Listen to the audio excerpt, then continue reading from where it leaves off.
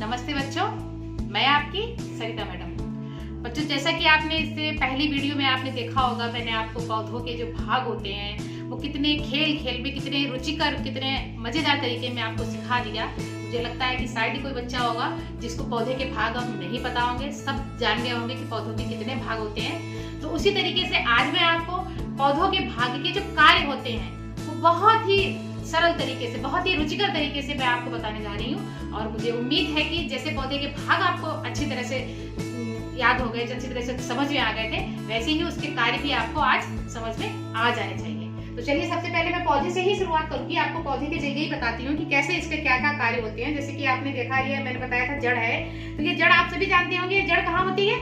मिट्टी में। ये जैसे जितना मजबूती से ये जड़ उसकी मिट्टी में पकड़े हुई होगी, पौधा उतना ही सीधा रहता है। तो आप समझ सकते हैं कि जैसे कि मकान होता है, उसकी जितनी अच्छी नींव भरी जाती है, जो जड़ के जो मिट्टी के नीचे छिपाई जाती है, तो वैसे ही ये पौधे की क्या हो गई? नींव हो गई है। ये पौधे को मजबूती से जमाए रखती है जमीन में, मिट्टी में, और अच्छे से इसको खड़ा रखती है। अगर जड़ मजबूत नहीं होगी तो आपने देखा होगा पौधा ऐसे गिर जाता होगा। अगर इसकी जड़ मजबूत नहीं होगी तो पौधा भी स्थिर नहीं रह पाएगा। अच्छा, और ये जड़ पौधों के लिए कार्य क्या करती है, और जो कार्य है इसके, जैसे कि ये मिट्टी में दबी हुई होती है। अब हम पानी कहाँ लगाते हैं? पौधों की जड़ पे ही लगाते हैं, मिट्टी पे तो लगाते हैं। तो वो जड़ जो होती है वो मिट्टी से, जमीन से हमें इसका पानी सोख करके ऊपर पहुंचाती है। और जो मिट्टी में बहुत सारे तत्व होते हैं, बहुत सारे खनिज लवण होते हैं, वो सारे भी पौधे के लिए ये जड़ जो है मिट्टी से सोख करके ऊपर पहुंचाती है। तो मेरी समझ से जड़ आपको समझ में आ गया होगा कि जड़ का क्या काम होता है? पौधे को मिट्टी में, जमीन में जमाए रखना, और जितने भी खनिज लवण और जल है वो पौधे को प्राप्त कराना। तो अब इस तरीके से दूसरे नंबर पर आते हैं, तो आता है तना। अब जैसे आप देख रहे होंगे कि तना कितना लंबा निकल के चला गया है, और आप ये भी देख रहे होंगे कि ये तने में देखिए कैसी पत्तियां और दूसरी शाखाएं, ये देखिए इस तरह से निकली हुई हैं। तो यही इसका मुख्य जो भाग होता है, तना। पौधे का जब जमीन से ऊपर आते हैं तो उसका मुख्य भाग, उसका तना होता है।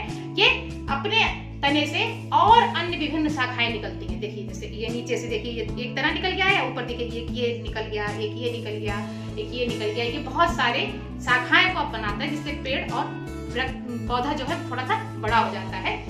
तो इस तरह से आप देख रहे होंगे कि तने का जो इसका मुख्य भाग है वो अपने साथ इसको बहुत सारे और शाखाएं प्रदान करता है। और इसके साथ ही साथ तना जो होता है, अब जैसे ये पत्तियां हैं, ये तने के साथ तो लगी हुई है, तो पत्तियों के लिए जो जल वगैरह जो होता है वो हमें पत्तियों को जड़ ही, वो पौधा के लिए तना ही प्राप्त कराता है। तने से पत्ती को भी जल वगैरह प्राप्त होता है।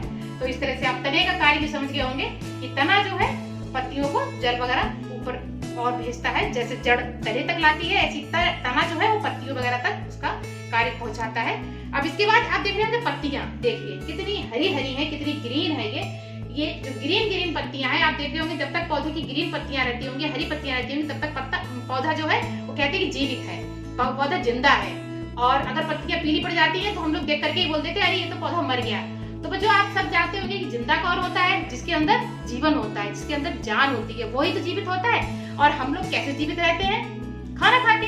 सीधी सी बात है, पौधे भी खाना खाते हैं। अब आप ये सोच रहे होंगे कि पौधे खाना कहाँ से खाते हैं? अरे यही तो जो पत्तियां हैं, यही तो इसका भोजन बनाती हैं। जैसे हम लोगों के घर में किचन होता है, रसोई घर होता है, वहाँ खाना बनता है, ऐसे पौधों के घर में भी तो भाई किचन होगा। तो ऐसे ही पौधों का जो रसोई घर है, जिसे हम कह सकते हैं पौधों का रसोई घर क्या है? पत्तियां। पत्तियों पे ही भोजन बनता है पौधों का।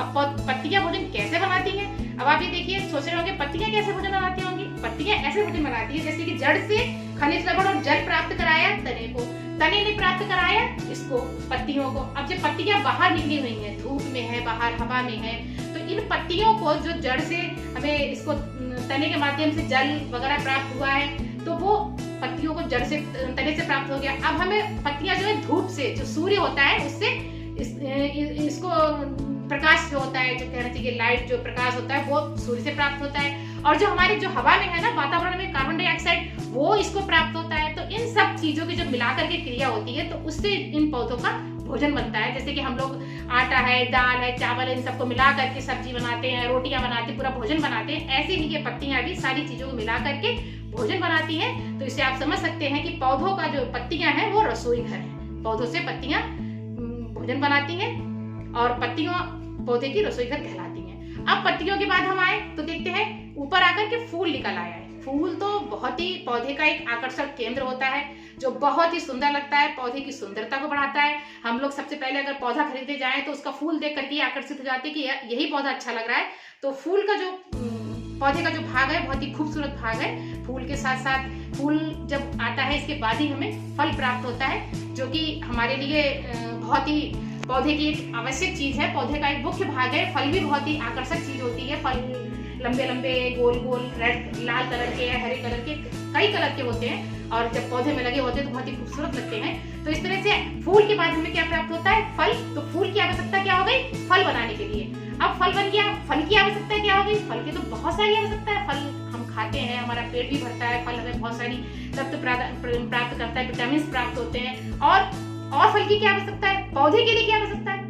हाँ जी, पौधों के लिए भी फल की बहुत आवश्यकता है। क्यों? क्योंकि एक पौधा है, अगर इसका फल नहीं बना तो ये पौधा यहीं पे समाप्त हो जाएगा। इसका कोई भी दूसरा पेड़, ये दूसरा पौधा प्राप्त नहीं हो सकता, हम उसको नहीं तैयार कर सकते। लेकिन अगर इसका बीज है, हमने इसका बीज अच्छे से बना लिया, सूख गया, अच्छे से बीज तैयार हो गया, तो हम उससे नया पौधा एक बना सकते हैं। तो इसलिए जो फल का कार्य पौधों के लिए वो बीज देने का होता है। बीज, फल जो है पौधे के लिए बीज देता है। तो इस तरह से आपने, मुझे लगता है कि समझ में आया होगा।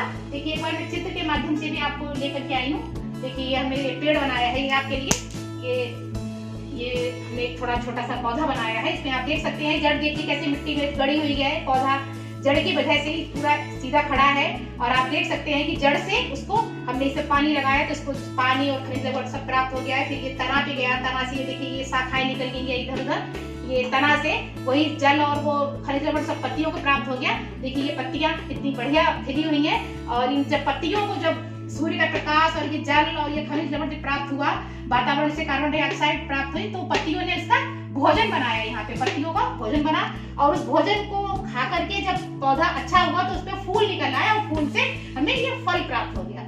और फल के अंदर देखिए क्या है? बीज। ये फल से हमें बीज प्राप्त हो गया। ये दिख रहा होगा आपको, ये अंदर दाने भरे हुए हैं, ये इसके बीज हैं। और जब इस बीज को हम अलग यहाँ पे रोप देंगे, मिट्टी में जमा देंगे, तो इनसे हमें एक नया पौधा मिल जाएगा, नया पौधा तैयार हो जाएगा। तो इस तरह से मुझे समझ में आता है कि शायद आपको समझ में आ गया होगा कि पौधों के कितने कार्य हैं और उन कार्य से पौधों को क्या प्राप्त होता है और हमारे लिए भी क्या लाभ है। इसलिए समझ में आ गया होगा जहां तक है। तो तब तक के लिए इतना ही। धन्यवाद, नमस्कार।